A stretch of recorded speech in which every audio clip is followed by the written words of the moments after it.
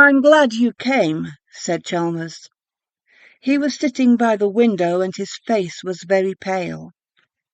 Two tall candles guttered at his elbow and cast a sickly amber light over his long nose and slightly receding chin. Chalmers would have nothing modern about his apartment. He had the soul of a medieval ascetic, and he preferred illuminated manuscripts to automobiles and leering stone gargoyles to radios and adding machines. As I crossed the room to the settee he had cleared for me, I glanced at his desk and was surprised to discover that he had been studying the mathematical formulae of a celebrated contemporary physicist, and that he had covered many sheets of thin yellow paper with curious geometric designs. "Einstein and John Dee are strange bedfellows," I said, as my gaze wandered from his mathematical charts to the 60 or 70 quaint books that comprised his strange little library. Plotinus and Emmanuel Moscopulus, St. Thomas Aquinas and Frenicle de Bessy stood elbow to elbow in the sombre ebony bookcase, and chairs, table and desk were littered with pamphlets about medieval sorcery and witchcraft and black magic, and all of the valiant glamorous things that the modern world has repudiated. Chalmers smiled engagingly and passed me a Russian cigarette on a curiously carved tray. "We are just discovering now," he said, "that the old alchemists and sorcerers were 2/3 right, and that your modern biologist and materialist is 9/10 wrong." "You have always scoffed at modern science," I said, a little impatiently. "Only at scientific dogmatism," he replied. "I have always been a rebel, a champion of originality and lost causes. That is why I have chosen to repudiate the conclusions of contemporary biologists." "And Einstein?" I asked. "A priest of transcendental mathematics," he murmured reverently. "A profound mystic and explorer of the great suspected." "Then you do not entirely despise science?" "Of course not," he affirmed.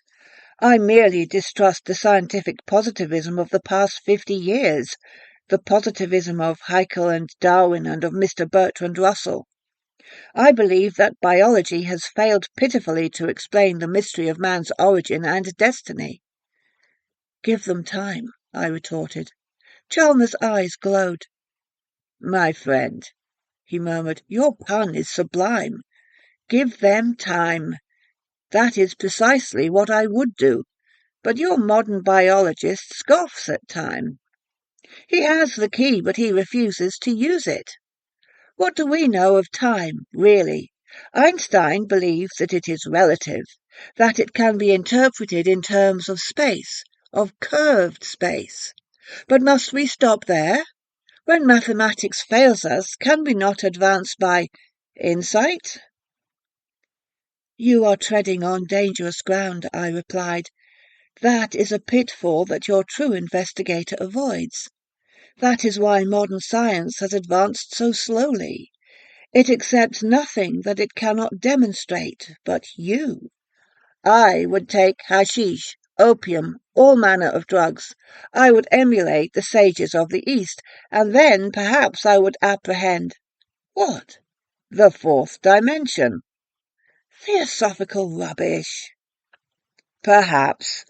But I believe that drugs expand human consciousness. William James agreed with me, and I have discovered a new one." "A new drug?" "It was used centuries ago by Chinese alchemists, but it is virtually unknown in the West. Its occult properties are amazing. With its aid and the aid of my mathematical knowledge, I believe that I can go back through time."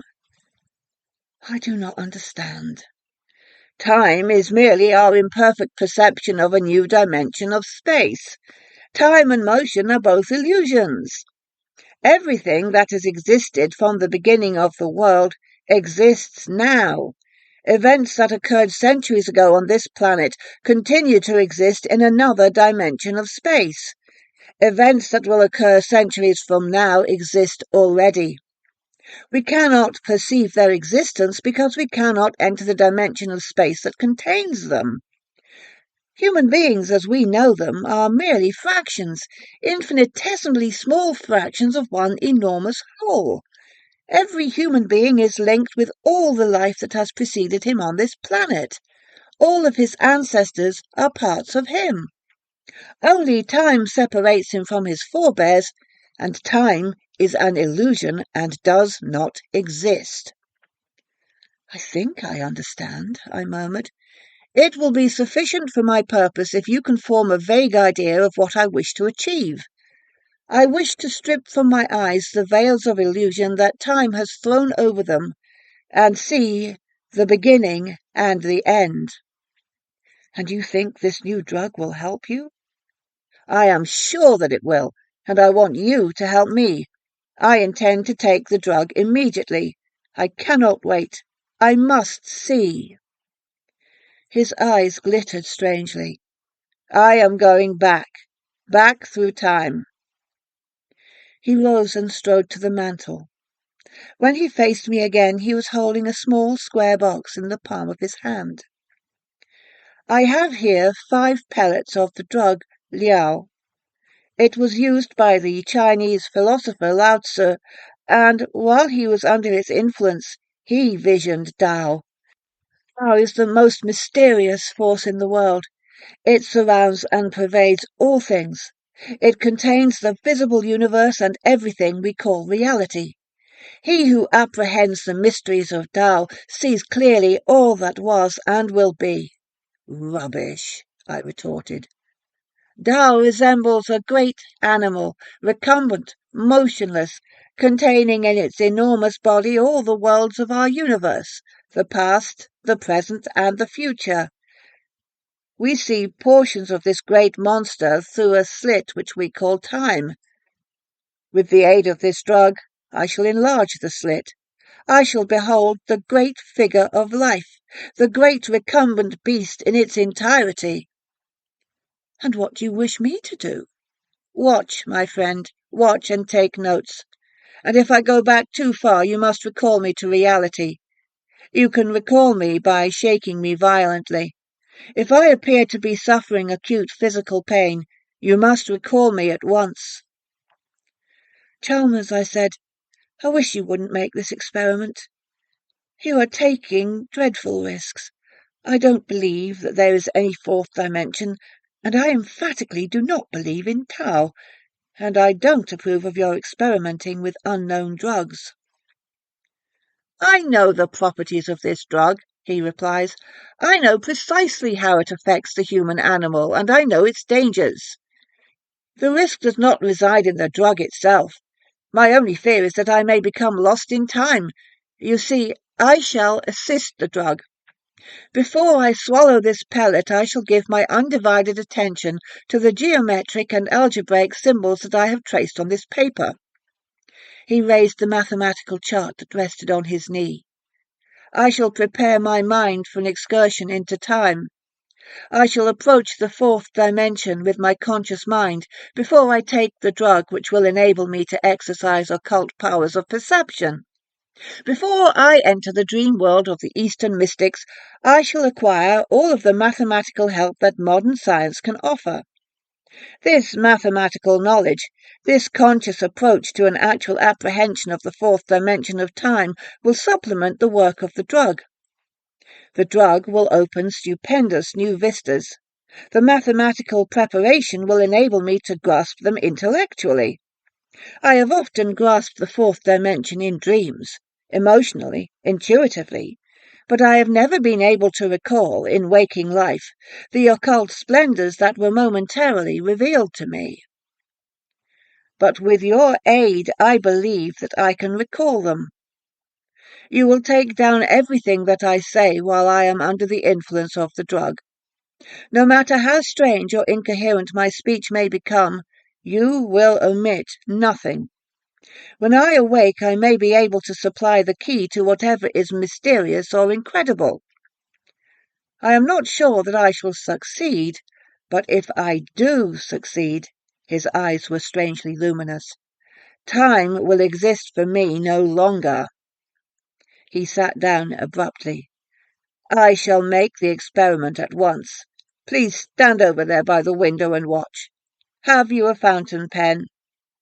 I nodded gloomily and removed a pale green waterman from my upper vest pocket. "And a pad, Frank?" I groaned and produced a memorandum book. "I emphatically disapprove of this experiment," I muttered. "You're taking a frightful risk." "Don't be an asinine old woman," he admonished. "Nothing that you can say will induce me to stop now. I entreat you to remain silent while I study these charts." He raised the charts and studied them intently. I watched the clock on the mantel as it ticked out the seconds, and a curious dread clutched at my heart so that I choked. Suddenly the clock stopped ticking, and exactly at that moment Chalmers swallowed the drug. I rose quickly and moved toward him, but his eyes implored me not to interfere. "The clock has stopped," he murmured. "The forces that control it approve of my experiment. Time stopped, and I swallowed the drug. I pray God that I shall not lose my way." He closed his eyes and leaned back on the sofa. All of the blood had left his face, and he was breathing heavily. It was clear that the drug was acting with extraordinary rapidity. "It is beginning to get dark," he murmured. "Write that. It is beginning to get dark, and the familiar objects in the room are fading out. I can discern them vaguely through my eyelids, but they are fading swiftly." I shook my pen to make the ink come and wrote rapidly in shorthand as he continued to dictate. "I am leaving the room. The walls are vanishing, and I can no longer see any of the familiar objects. Your face, though, is still visible to me. I hope that you are writing. I think that I am about to make a great leap, a leap through space. Or perhaps it is through time that I shall make the leap. I cannot tell. Everything is dark, indistinct." He sat for a while silent, with his head sunk upon his breast.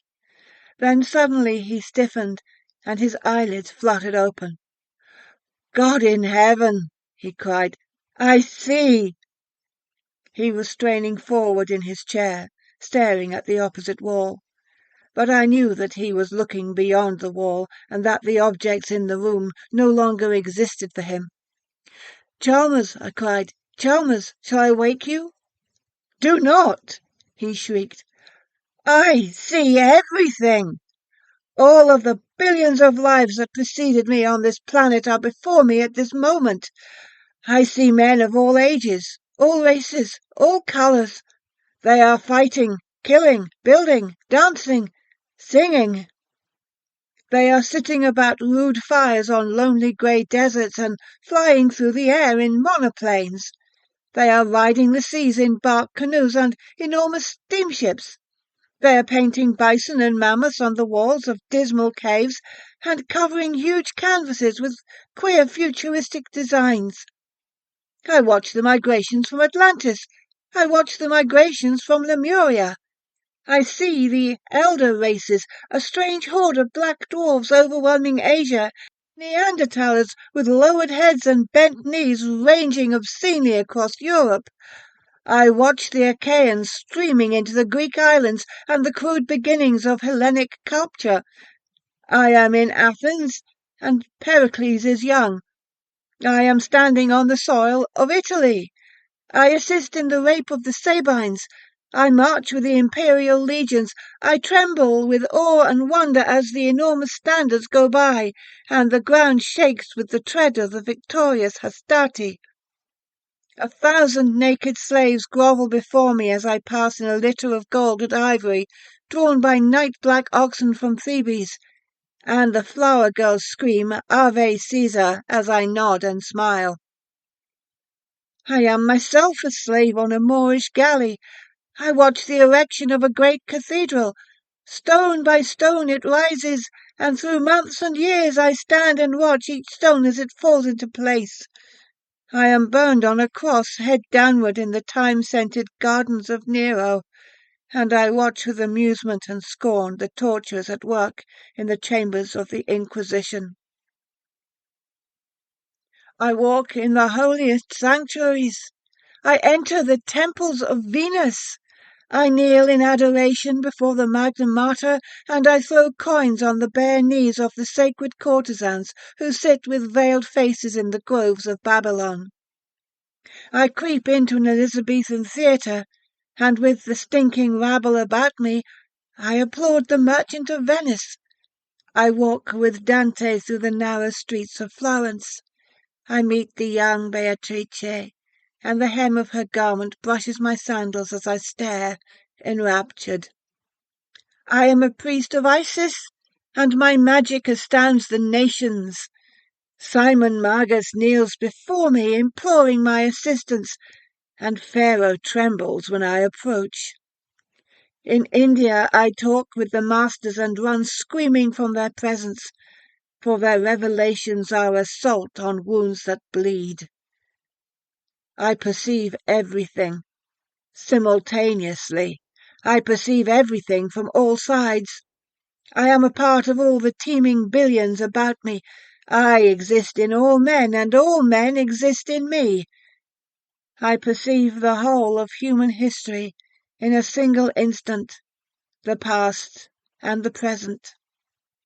By simply straining I can see farther and farther back. Now I am going back through strange curves and angles. Angles and curves multiply about me. I perceive great segments of time through curves. There is curved time and angular time. The beings that exist in angular time cannot enter curved time. It is very strange. I am going back and back. Man has disappeared from the earth. Gigantic reptiles crouch beneath enormous palms and swim through the loathly black waters of dismal lakes. Now the reptiles have disappeared. No animals remain upon the land, but beneath the waters, plainly visible to me, dark forms move slowly over the rotting vegetation. The forms are becoming simpler and simpler. Now they are single cells. All about me there are angles, strange angles that have no counterparts on the earth. I am desperately afraid. There is an abyss of being which man has never fathomed. I stared. Chalmers had risen to his feet, and he was gesticulating helplessly with his arms. I am passing through unearthly angles. I am approaching. Oh, the burning horror of it! Chalmers, I cried, do you wish me to interfere? He brought his right hand quickly before his face, as though to shut out a vision unspeakable. Not yet, he cried. I will go on. I will see what lies beyond. A cold sweat streamed from his forehead and his shoulders jerked spasmodically. Beyond life there are... His face grew ashen with terror. Things that I cannot distinguish. They move slowly through angles. They have no bodies, and they move slowly through outrageous angles.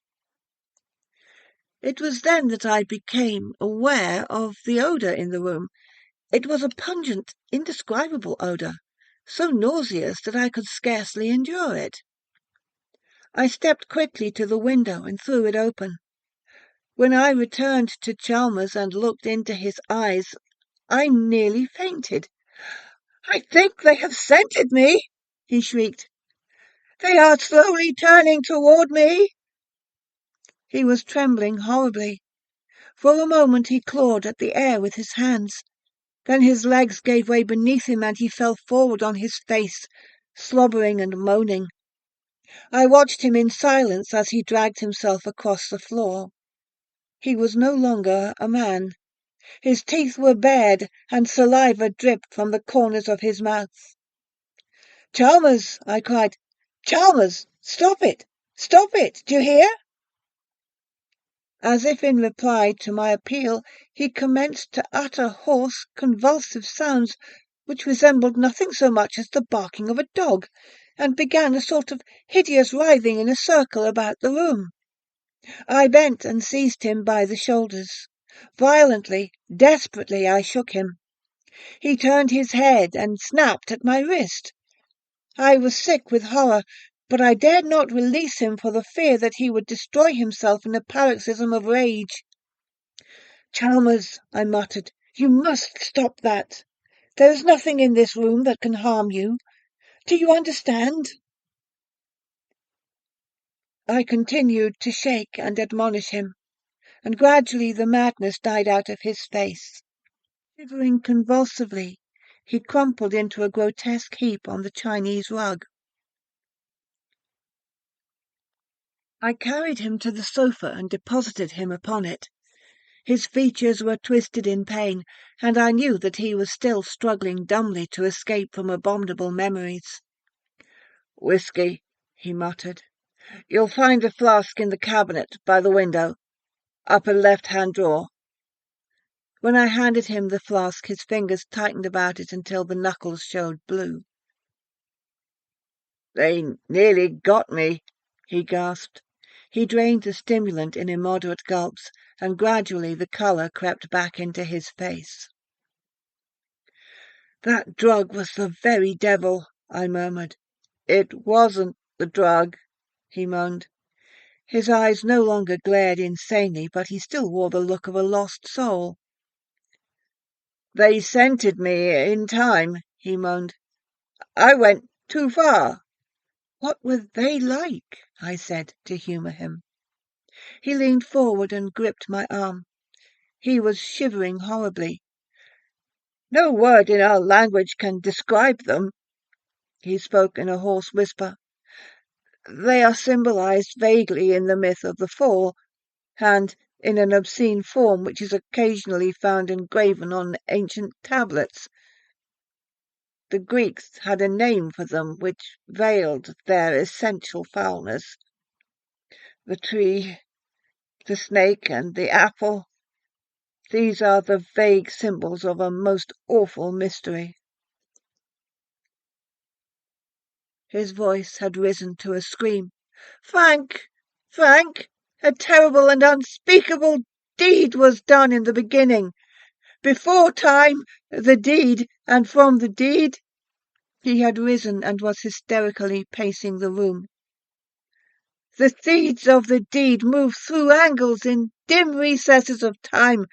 They are hungry and athirst."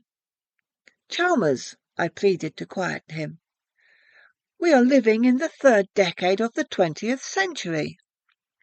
"They are lean and athirst," he shrieked.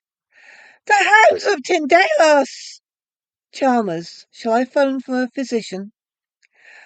"A physician cannot help me now. They are horrors of the soul, and yet—" He hid his face in his hands and groaned. "They are real, Frank. I saw them for a ghastly moment. For a moment I stood on the other side. I stood on the pale grey shores beyond time and space. In an awful light that was not light, in a silence that shrieked, I saw them. All the evil in the universe was concentrated in their lean, hungry bodies. Or had they bodies? I saw them only for a moment, I cannot be certain, but I heard them breathe. Indescribably, for a moment I felt their breath upon my face. They turned toward me, and I fled screaming. In a single moment I fled screaming through time. I fled down quintillions of years. But they scented me. Men, awaken them, cosmic hungers. We have escaped momentarily from the foulness that rings them round. They thirst for that in us which is clean, which emerged from the deed without stain. There is a part of us which did not partake in the deed, and that they hate. But do not imagine that they are literally, prosaically evil. They are beyond good and evil as we know it. They are that which in the beginning fell away from cleanliness. Through the deed they became bodies of death, receptacles of all foulness. But they're not evil in our sense, because in the spheres through which they move, there is no thought, no morals, no right or wrong as we understand it. There is merely the pure and the foul. The foul expresses itself through angles, the pure through curves. Man, the pure part of him, is descended from a curve. Do not laugh. I mean that literally. I rose and searched for my hat. I'm dreadfully sorry for you, Chalmers, I said, as I walked toward the door, but I don't intend to stay and listen to such gibberish. I'll send my physician to see you. He's an elderly, kindly chap, and he won't be offended if you tell him to go to the devil. But I hope you'll respect his advice. A week's rest in a good sanitarium should benefit you immeasurably. I heard him laughing as I descended the stairs, but his laughter was so utterly mirthless that it moved me to tears. 2. When Chalmers phoned the following morning, my first impulse was to hang up the receiver immediately. His request was so unusual and his voice was so wildly hysterical that I feared any further association with him would result in the impairment of my own sanity. But I could not doubt the genuineness of his misery, and when he broke down completely and I heard him sobbing over the wire, I decided to comply with his request. "Very well," I said. "I will come over immediately and bring the plaster." En route to Chalmers' home, I stopped at a hardware store and purchased £20 of plaster of Paris. When I entered my friend's room, he was crouching by the window watching the opposite wall out of eyes that were feverish with fright. When he saw me, he rose and seized the parcel containing the plaster with an avidity that amazed and horrified me. He had extruded all of the furniture, and the room presented a desolate appearance. "It is just conceivable that we can thwart them," he exclaimed. "But we must work rapidly. Frank, there is a step-ladder in the hall. Bring it here immediately, and then fetch a pail of water." "What for?" I murmured. He turned sharply, and there was a flush on his face. "To mix the plaster, you fool!" he cried. "To mix the plaster that will save our bodies and souls from a contamination unmentionable. To mix the plaster that will save the world from— Frank, they must be kept out." "Who?" I murmured. "The hounds of Tindalos," he muttered. "They can only reach us through angles. We must eliminate all angles from this room. I shall plaster up all of the corners, all of the crevices. We must make this room resemble the interior of a sphere." I knew that it would have been useless to argue with him. I fetched the step-ladder. Chalmers mixed the plaster, and for 3 hours we laboured. We filled in the 4 corners of the wall and the intersections of the floor and wall, and the wall and ceiling, and we rounded the sharp angles of the window seat.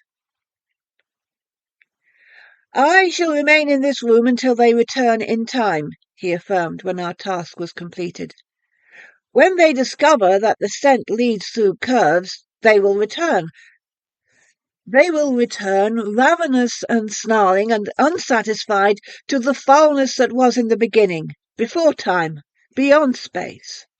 He nodded graciously and lit a cigarette. "It was good of you to help," he said. "Will you not see a physician, Chalmers?" I pleaded. "Perhaps tomorrow," he murmured. "But now I must watch and wait." "Wait for what?" I urged. Chalmers smiled wanly. "I know that you think me insane," he said. "You have a shrewd but prosaic mind, and you cannot conceive of an entity that does not depend for its existence on force and matter. But did it ever occur to you, my friend, that force and matter are merely the barriers to perception imposed by time and space? When one knows, as I do, that time and space are identical, and that they are both deceptive because they are merely imperfect manifestations of a higher reality, one no longer seeks in the visible world for an explanation of the mystery and terror of being." I rose and walked toward the door. "Forgive me," he cried. "I did not mean to offend you. You have a superlative intellect, but I have a superhuman one. It is only natural that I should be aware of your limitations." "Phone if you need me," I said, and descended the stairs 2 steps at a time. "I'll send my physician over at once," I muttered to myself. "He's a hopeless maniac, and heaven knows what will happen if someone doesn't take charge of him immediately." 3. The following is a condensation of 2 announcements which appeared in the Partridgeville Gazette for July 3rd, 1928. Earthquake shakes financial district. At 2 o'clock this morning, an earth tremor of unusual severity broke several plate-glass windows in Central Square and completely disorganized the electric and street railway systems. The tremor was felt in the outlying districts, and the steeple of the First Baptist Church on Angle Hill, designed by Christopher Wren in 1717, was entirely demolished. Firemen are now attempting to put out a blaze which threatens to destroy the Partridgeville glue works. An investigation is promised by the mayor, and an immediate attempt will be made to fix responsibility for this disastrous occurrence. Occult writer murdered by unknown guest. Horrible crime in Central Square. Mystery surrounds death of Halpin Chalmers. At 9 a.m. today, the body of Halpin Chalmers, author and journalist, was found in an empty room above the jewelry store of Smithick and Isaacs, 24 Central Square. The coroner's investigation revealed that the room had been rented furnished to Mr. Chalmers on May the 1st, and that he had himself disposed of the furniture a fortnight ago. Chalmers was the author of several recondite books on occult themes, and a member of the Bibliographic Guild. He formerly resided in Brooklyn, New York.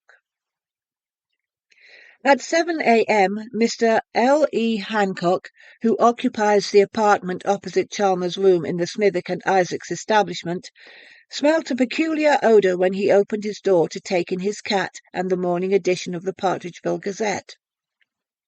The odor he describes as extremely acrid and nauseous, and he affirms that it was so strong in the vicinity of Chalmers' room that he was obliged to hold his nose when he approached that section of the hall. He was about to return to his own apartment when it occurred to him that Chalmers might have accidentally forgotten to turn off the gas in his kitchenette. Becoming considerably alarmed at the thought, he decided to investigate, and when repeated tappings on Chalmers' door brought no response, he notified the superintendent. The latter opened the door by means of a pass-key, and the 2 men quickly made their way into Chalmers' room. The room was utterly destitute of furniture, and Hancock asserts that when he first glanced at the floor his heart went cold within him, and that the superintendent, without saying a word, walked to the open window and stared at the building opposite for fully 5 minutes. Chalmers lay stretched upon his back in the centre of the room. He was starkly nude, and his chest and arms were covered with a peculiar bluish pus or ichor. His head lay grotesquely upon his chest. It had been completely severed from his body, and the features were twisted and torn and horribly mangled. Nowhere was there a trace of blood. The room presented a most astonishing appearance. The intersections of the walls, ceiling, and floor had been thickly smeared with plaster of Paris, but at intervals fragments had cracked and fallen off, and someone had grouped these upon the floor about the murdered man, so as to form a perfect triangle. Beside the body were several sheets of charred yellow paper. These bore fantastic geometric designs and symbols, and several hastily scrawled sentences. The sentences were almost illegible, and so absurd in context that they furnished no possible clue to the perpetrator of the crime. "I am watching and waiting," Chalmers wrote. "I sit by the window and watch walls and ceiling. I do not believe they can reach me, but I must beware of the Doels. Perhaps they can help them break through. The satyrs will help, and they can advance through the scarlet circles. The Greeks knew a way of preventing that. It is a great pity that we have forgotten so much." On another sheet of paper, the most badly charred of the 7 or 8 fragments found by Detective Sergeant Douglas of the Partridgeville Reserve, was scrawled the following: "Good God! The plaster is falling!